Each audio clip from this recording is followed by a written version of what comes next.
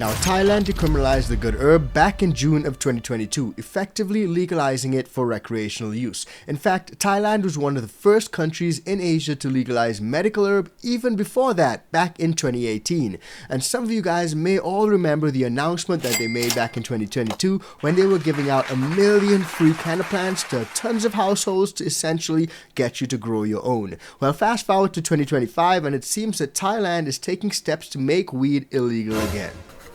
Thailand's government is moving to recriminalize cannabis after taking the substance off the country's narcotics list in 2022, plunging a booming industry estimated to be worth over $1 billion into limbo. It comes after the Boom Jai Thai party, which championed its legalization, withdrew from the ruling coalition last week. Thailand's health ministry late on Tuesday issued an order prohibiting the sale of cannabis for recreational use, making it mandatory for any retail purchase to require a doctor's prescription. Wow. The new rules will come into effect once they are published in the Royal Gazette, which could happen within days. The recriminalization push has left some in the cannabis industry stunned, like this dispensary employee in Bangkok. I feel a bit shocked because this is my main source of income. It's affecting me a little. Actually, not just a little, it's really hitting me. And it will probably affect many shops. Many shops are probably just as shocked because a lot of them invested heavily. Thailand became one of the first countries in Asia to decriminalize the recreational use of cannabis, but it lacked any comprehensive rules to govern the sector. Tens of thousands of shops and businesses selling cannabis have sprung up across Thailand, many of them located in the country's tourism hubs. A government spokesperson said unregulated access to cannabis has created serious social problems, particularly for children and young people.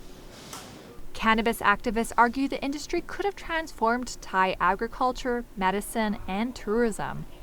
The Thai Chamber of Commerce previously estimated the industry could be worth $1.2 billion by 2025. So an over $1 billion industry is now in limbo, as those laws over in Thailand may be changed pretty much overnight. A lot of people that have set up local businesses and legal businesses may now have to figure something else out. Now, there are groups of people who suggest different reasons for this recriminalization, such as smuggling, and we'll get into that in a bit. But before we do, let's pop back to that moment when Thailand actually legalized and see what everyone was saying. And I'm not just talking residents and consumers, but also the Public Health Minister of Thailand.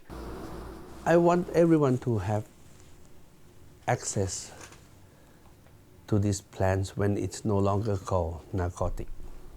Cannabis completed its long journey to legalization in Thailand this year, in what was seen as an uncharacteristically liberal move by otherwise conservative Thai authorities. This herb is now being touted for its huge potential in helping both patients and the Thai economy. The change in its status has much to do with the efforts of Public Health Minister Anuthin Chanvirakul, whose Boom Jai Thai party made legalization of cannabis a key election promise. On December 11th, Anuthin visited Nakhon Phanom, a province in the northeast of the country, and declared it to be Thailand's cannabis city. It will become a model for the nationwide development of cannabis to boost the economy and tourism. Thailand has removed the stems, roots, leaves, and sprigs of cannabis from its Category 5 narcotics list, but kept flowers and buds on it. The herb can only be used in medicine and certain other products such as food and cosmetics. The recreational use of cannabis remains illegal in Thailand. Removal from the narcotics list has sparked a growing public recognition and acceptance of the herb. Anuthin also encouraged the public to start growing cannabis to earn extra cash. With complicated legal obstacles now lifted, thus with permission from the government can grow cannabis and there is no cap on how many plants each household can cultivate. Today, cannabis clinics are popping up across Thailand. Research indicates that medical marijuana can combat symptoms related to cancer and Parkinson's disease, including nausea, pain, and inflammation. So what we see here, guys, is a clear understanding that there are benefits to the plant, and that's probably why Thailand took the steps to actually legalize, but they did not actually put in place a system for regulation. So a bunch of shops have popped up, and now they're finding themselves in a situation where they feel overwhelmed. There are too many shops and they don't know what to do, so maybe we should just ban everything, recriminalize everything. And it's very likely to hurt a lot of consumers, businesses, and decimate that $1 billion industry. When the country liberalized its cannabis rules a few years ago, it was seen as a bold but controversial move in a region that has some of the most stringent drug laws in the world. For instance, I'm here in Singapore, where trafficking certain amounts of drugs can carry the death penalty. Facts.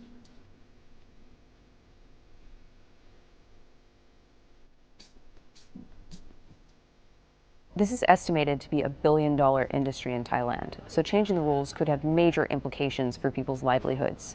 When the rules were eased a few years ago, there was a lot of investment in these dispensaries and across the industry.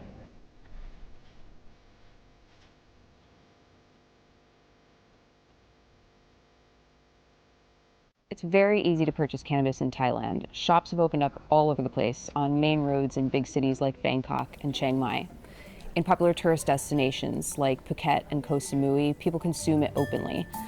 I was in Thailand just a few weeks ago, and I could smell it everywhere I went. I did see some dispensaries right next to a popular night market in Chiang Mai. Now that right there is pretty interesting, because compare that to a place like Germany. I recently went out to MJ Berlin, and it was a great experience, but it was completely different to what we're seeing here in Thailand, because there are not a lot of shops, and not actually any shops that are legally selling the good herb. You have to know a home grower or have a plug or something like that to get it. Sometimes you may smell it in the streets, but it's a lot harder to actually get it. And if we're contrasting that with Thailand, it's popping up everywhere. So in a traditionally conservative Asian country where yes, they took the liberal step to legalize the good herb, it seems that a lot of people are still not happy smelling it everywhere or having shops pop up everywhere. So regulation turns out to be a really important factor. Now just a quick reminder, guys, if you're getting value from this video, please do like, share and subscribe to the channel. And if you want to support us further, join the ICANN VIP Bean Club or just buy us a cup of coffee. Now recriminalizing the good herb over in Thailand can not only cause a lot of issues for local businesses, local consumers and patients, but it can also deal a blow to the tourism industry, because a lot of folks will go over to Thailand to experience their new laws. But now all that may just go right down the drain. Head out onto any major street in Thailand these days and you'll see shops like this. Some offer the prospect of fun times, others look more like a pharmacy, but they're all selling the same thing: cannabis. Inside, a head-spinning array of choice, all carefully engineered strains. But after 3 years on the open market, this is a controlled substance once again. I don't know how they can reverse this. Now, it's absolutely insane. There's shops everywhere, so how do they reverse this? I don't think they can. Now that they've opened it to be completely free like this, I think they're going to struggle to reverse this availability that's here. From Thursday, to buy cannabis in Thailand, you'll need a certificate from a medical professional. Conditions from cancer to insomnia qualify. Recreational use does not. But for an industry that's grown from nothing to a major employer in just 3 years, this is going to be a big hit. The economy has been struggling. I think during COVID, cannabis gave the economy a very nice spike. And now at a time when the economy is not doing well, it's definitely going to take a hit. It is a $1 billion industry. The political party that pioneered legislation, Bum Jai Thai, left the ruling coalition last week. Some suspect this might be an act of political revenge. But few other governments in the region have followed Thailand's relaxation of the strict rules on drugs. The Thai government's also coming under external pressure to tighten up the industry because people are taking it out of the country. This is enough cannabis to potentially get you a death sentence in Malaysia, Indonesia, or Singapore. And that right there is the big problem, guys. The smuggling to other countries is causing the governments to get pressure from other governments, and that made them tighten the regulations, and not only tighten the regulations, but require you to have a prescription to obtain some of these products. Now I'm going to dig into the prescription requirement in a bit, but there are reports that Thailand's Wild West when it comes to weed faces new rules because of smuggling from Thailand to the UK. Check it out. Bangkok's Suvarnabhumi Airport, one of Asia's busiest, And these customs officers are on the lookout.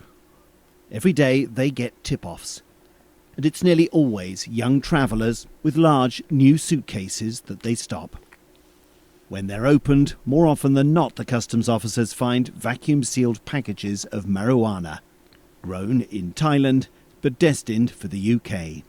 Well, we're now in one of several rooms where Thai customs keep suitcases that they've confiscated from mainly British travellers. So We've many been told there suitcases. are around 200 Wow. here, all filled with marijuana. That's probably around 3 tons taken in just the past month. But these days, there are so few regulations governing the production and distribution of marijuana in Thailand that those trying to take these cases out of the country face either very light penalties or no punishment at all. It's a different story, though, when they leave Thailand. Last month, 2 British women were detained in Sri Lanka and Georgia, accused of carrying large amounts of Thai cannabis. Hundreds more have been arrested in Britain over the past year after coming back from Thailand with marijuana in their luggage. They now face years in prison. Some of these couriers are exploited, some of them are vulnerable, and they're not considering the life-changing consequences for something they think is a low-risk issue. Do you think the couriers answer. don't understand this, how serious it is if they get caught? I don't think that they appreciate the risk until it's too late. Thailand's decision 3 years ago to decriminalise marijuana set off an uncontrolled boom, with dispensaries popping up on every street corner. Prices collapsed and the smuggling syndicates moved in. Now the Thai government has decided to act.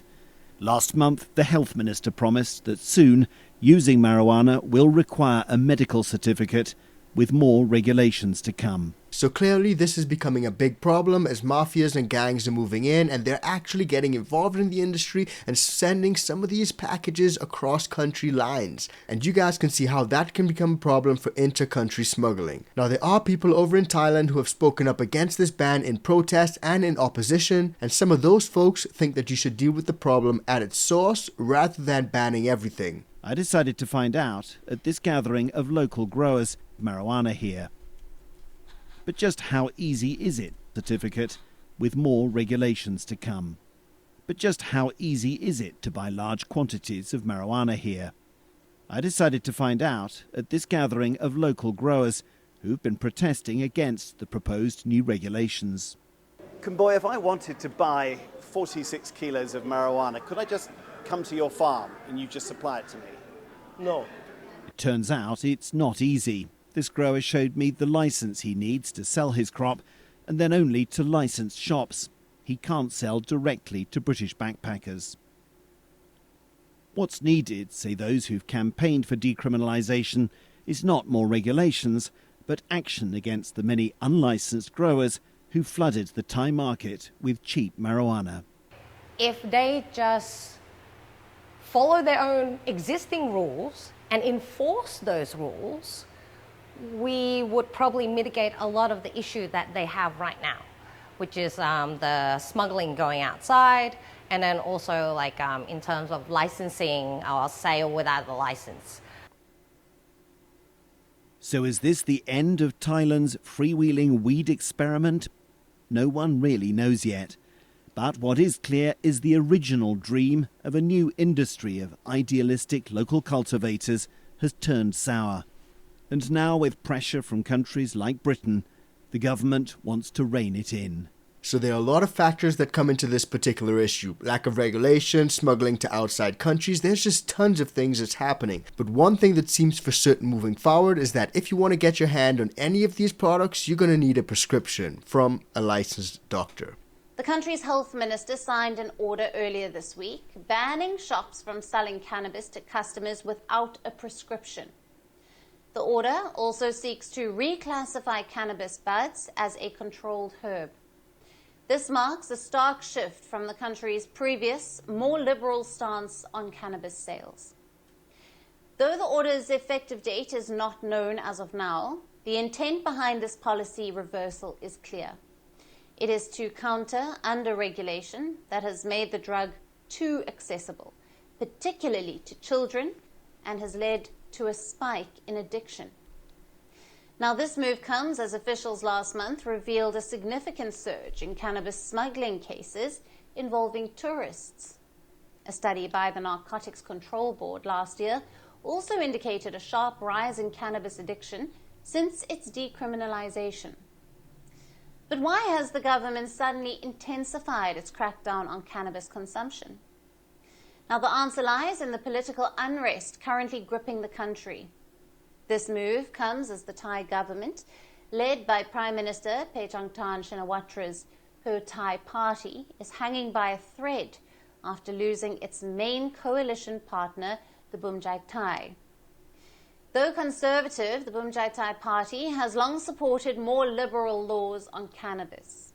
The party quit the coalition this month in a row over a leaked phone call between Prime Minister and Cambodian Senate President. So you guys can see how political things could get when it comes to legalization. Not just here in America, but even over in Thailand, different Asian countries, it's absolutely crazy. Things could be on the up and looking really promising and positive, and one thing happens and it sends everything straight back down the drain. But let me know what you guys think about that. Thailand is taking steps to recriminalize the good herb 3 years after it had decriminalized it. It's absolutely mind-blowing. But some of the reasons for them taking these steps are pretty interesting, so let me know what you guys think. Now, you may have missed this because Thailand is not the only place trying to ban the good herb. Over here in America, there's a state which banned the good herb and lost millions. If you haven't seen it, check it out because it's coming up right now.